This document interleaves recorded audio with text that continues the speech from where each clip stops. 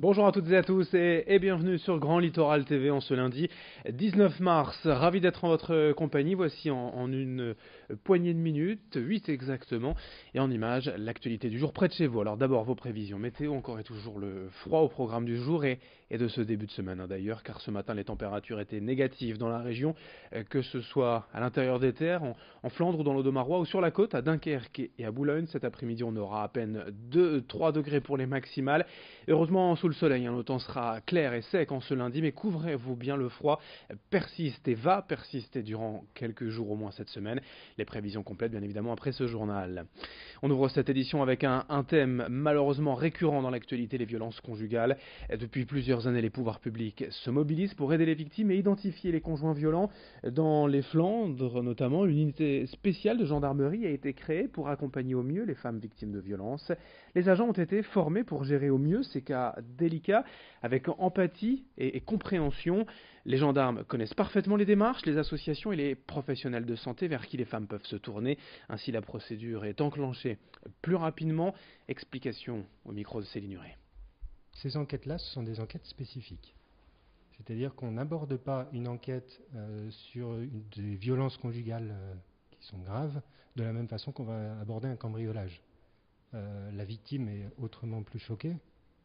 C'est un véritable traumatisme pour sa vie, ça va la transformer complètement. Et donc on a besoin d'enquêteurs qui ont une empathie, qui ont cette capacité à approcher ce type de victime. Autre information dans l'actualité en images pour évoquer le comité Grand Littoral. La semaine dernière à Calais, tous les acteurs du territoire étaient rassemblés pour soutenir cette initiative lors d'une soirée événement au Chanel. Ce comité regroupe plusieurs réseaux et clubs d'entreprises afin de valoriser le territoire de la Côte d'Opale, son dynamisme économique et son rayonnement. L'occasion aussi de présenter un nouveau projet baptisé Entreprises accueillantes et décomposées en 3 volets. Chacune de ces initiatives correspond à un moment donné différent de l'entreprise, avant sa création, pendant son développement et avant un investissement important. Explication avec Corentin Escaillé. Intermédiaire du Crossing Lab, où on intervient avec les universités et l'enseignement supérieur. Il y a le Share Lab. Donc là, le Share Lab, c'est un partage d'expérience d'entrepreneurs qui se sont fortement développés et qui ont envie de partager l'expérience à des entrepreneurs qui ont envie de se développer. Ils ont déjà leur entreprise, mais des fois, ils ne savent pas trop comment s'y prendre. Donc en réunissant 5 entrepreneurs chez un entrepreneur accueillant, par l'exemple, ils peuvent se dire, tiens, je peux avoir un déclic. Dans cette édition également, on évoque, après la fin des contrats aidés, le parcours emploi compétences. Un nouveau dispositif actuellement présenté à certains élus de la région, notamment ici dans l'Audomarois, à Tilk, près de Saint-Omer. L'idée, c'est de ne pas se contenter d'une simple rencontre entre un élu et un candidat pour un poste donné, mais bien de chercher la personne la plus qualifiée. Le dispositif est donc certes plus exigeant, plus coûteux aussi, car certainement plus long.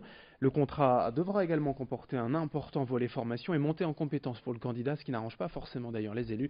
Explication au micro de Corentin Escaillé. Désormais, on s'attache véritablement à la personne, aux personnes qui sont véritablement très éloignées du marché du travail et de l'insertion.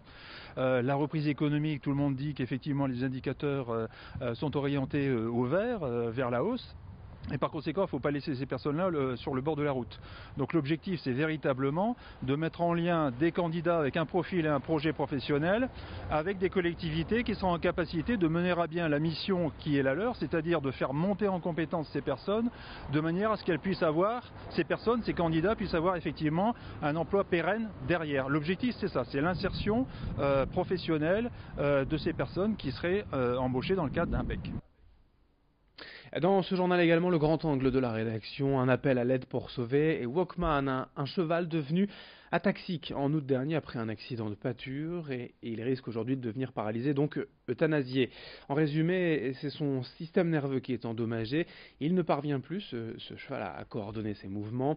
Une clinique en Belgique peut néanmoins l'opérer, mais le coût est important. Sa cavalière Mandy Leroy a donc lancé un appel aux dons sur Internet, sur le site Litchi, pour couvrir les frais et sauver son cheval. Reportage à Westkapelle dans les Flandres, signé Joël Wardon.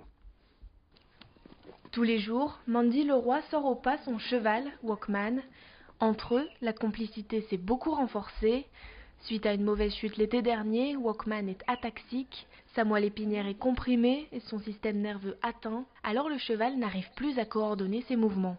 c'est vraiment plus des pertes d'équilibre. On voit qu'il a un temps de réaction pour poser ses membres, en fait, qu'il doit réfléchir dans quel ordre les poser. En fait, c'est plus naturel. C'est vraiment, même quand il trotte, il ne sait pas trop comment faire. Il le fait quand vraiment il a un peu trop d'énergie, mais il ne sait plus vraiment où mettre ses membres. Il est perdu en fait dans l'espace. C'est vraiment au niveau neurologique en fait. Il faut lui réapprendre tout ça, l'espace. Le sol, ils nous ont conseillé en fait de faire passer de sol dur, sol mou, faire passer dans l'eau, des montées, des descentes pour vraiment que lui réapprenne vraiment où poser ses antérieurs, ses postérieurs. Avec la rééducation et quelques remèdes naturels à base de plantes et d'algues, quelques progrès se font ressentir. On voit vraiment que ça le soulage énormément.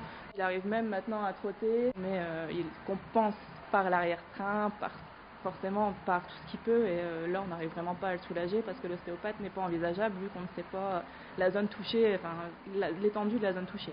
La seule solution reste l'opération. Dans le monde, seulement 5 chirurgiens équins la réalisent, dont un Belge. Et dans 85% des cas, les chevaux récupèrent toute leur capacité physique. Mais le coût est important, près de 6 000 €. Alors pour sauver son cheval, Mandy a lancé un appel aux dons. Ce chirurgien-là fait énormément de miracles sur les chevaux, donc c'est vrai que bon, ça a un coût, mais c'est magique quoi, de se dire mon cheval il est perdu, mais finalement non, en fait, il a un espoir de revenir comme avant. Pour permettre à Walkman de retrouver sa vie d'avant, vous pouvez participer à la cagnotte en ligne sur le site Litchi. Allez, pour terminer aussi ce journal sur Grand Littoral TV, les résultats sport du week-end. D'abord en basket, la victoire du BSM Gravelines Dunkerque à Levallois, 88-76, et la victoire également sur la côte d'Opale du Portel, le SSM qui s'impose à domicile 87-62 face à Boulazac. Le Portel est 10e et le BCM juste après 11e en Pro A, en championnat national également. 2 victoires pour nos clubs de la côte. L'USLD s'est imposé 2-1 face à l'Entente Saint-Gratien et désormais 9e du classement national. Et l'USBCO s'est imposé 2-0 face à Rodez, Boulogne désormais 8e. 2 belles victoires qui vont faire du bien quand même au moral et au classement, surtout pour nos 2 équipes du littoral. Fin de cette édition, à suivre dans un instant vos prévisions météo. Très belle journée à toutes et à tous en notre compagnie et bien évidemment ensemble sur Grand Littoral.